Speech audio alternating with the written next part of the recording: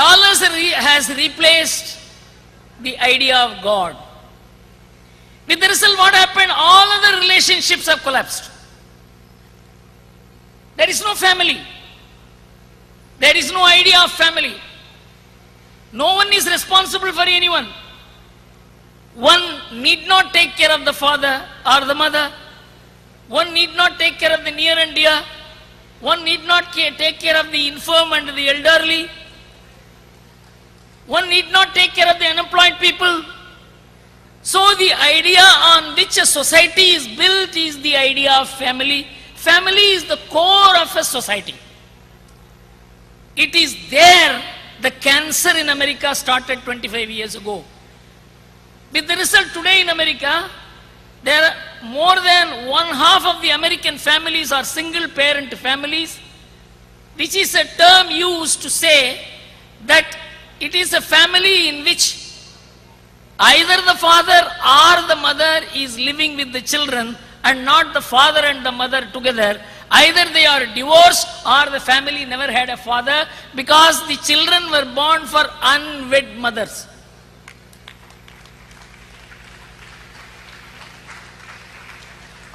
And 30%, 33% of the pregnants are unwed school-going children. There are creches attached to school.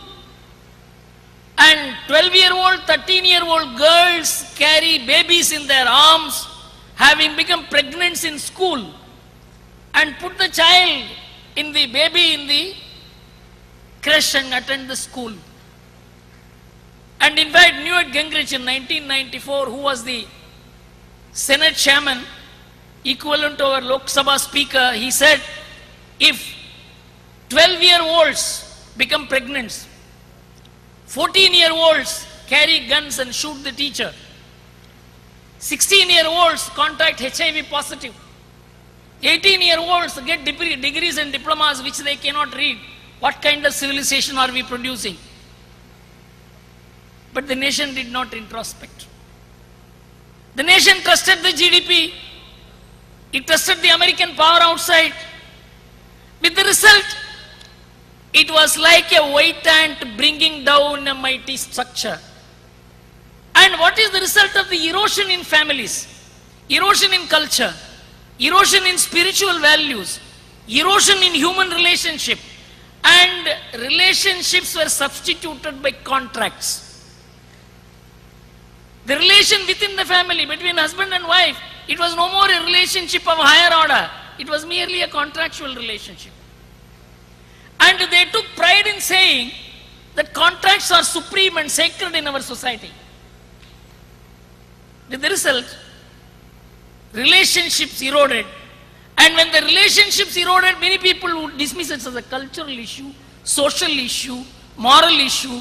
But nobody saw it as an economic issue, because if there is no family, if one need not have to take care of his parents, one need not have to take care of his infirm brother or sister, one need not have to take care of his unemployed son or daughter, one need not have to educate his son or daughter. In America, at the age of 16, if a son lives with the father, it is socially demeaning. Are you still living with your father? You are 16. You are supposed to go out and do something. So it became a social virtue not to depend on the family. Be on your own. With the result, everybody disowned everybody. And when the family did not have an objective, it did not have a cultural objective, it did not have a moral objective, it did not have a spiritual objective, so it had no economic objective also. With the result, the American people stopped savings because there is nothing to save for, and they began spending. And they began spending not only their income, they began spending out of borrowing. They began borrowing and spending. You will be amazed to know, credit card was introduced in America in the year 1986. In the year 2001, the number of credit cards in circulation in America was 120 crores for a population of 30 crores. Every person had 6 credit cards. And the amount of debt they owed on the credit cards was 1,50,000 crores in the year 2007. This is not money which they borrowed for making any investment or buying a house. This is money which they borrowed for their day-to-day expenses. And the whole American economy was driven by expenditure, consumption. And through American consumption, the global economy was being driven. China grew, Korea grew, Taiwan grew, Asians grew. Because the Americans were spending money and these people were selling their goods to America.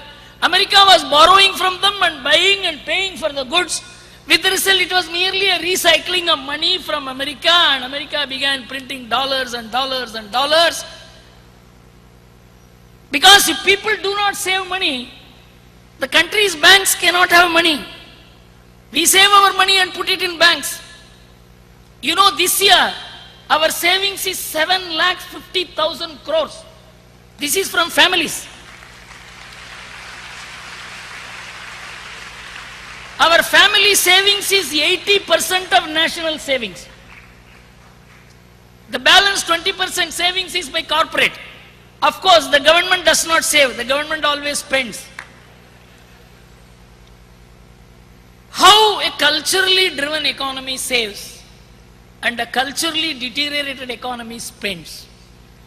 And when they began spending money beyond their income, they began borrowing money from the rest of the world. In the year 1980, America was the greatest lender to the world. Today, America is the greatest borrower from the world. It has borrowed over $14 trillion. $1 trillion is 48 lakh crores. So you can understand the extent of money America is borrowing. This year alone, America will be borrowing 150 lakh crores.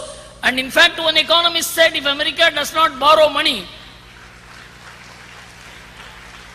it will not be able to pay salary to the President of the United States of America. How did this deterioration take place for a mighty power? The deterioration took place because of devaluation of womanhood, trivializing women, destroying family values, disabling elders, and a complete destruction of the idea of family. And in contrast, you see Japan, you see China, you see Taiwan, you see Korea, you see India. These countries are built on the foundation of families.